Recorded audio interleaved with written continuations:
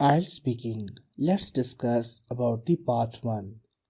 The examiner will ask you some general questions about yourself and the subjects you know about. For example, about your education background, work experience, and layer interest.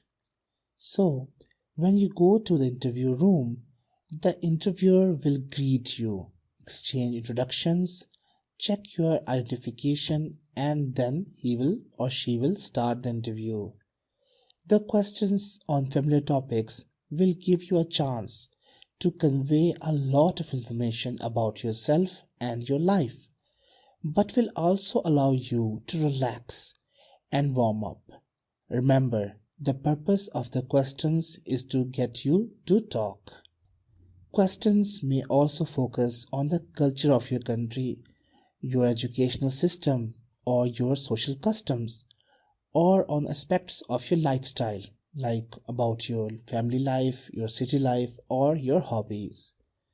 So, they can ask you personal information like your full name, your educational background, your nationality, occupation and work experience, your first language, your personal interest, or any other language you know about your family, and even the features of your home culture.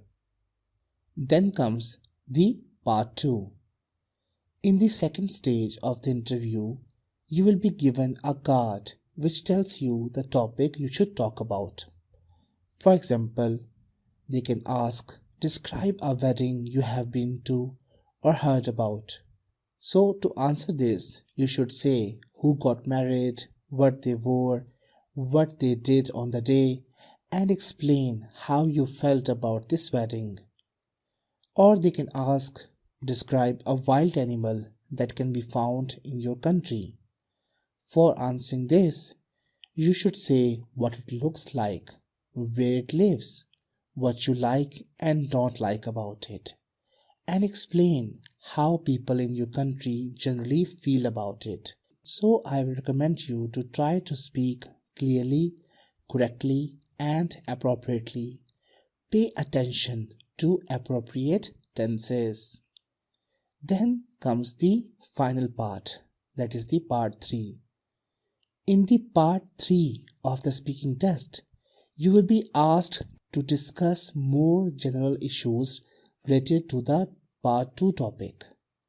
This part will be much more abstract, and the examiner will be interested in how well you express your ideas and your opinions about these issues.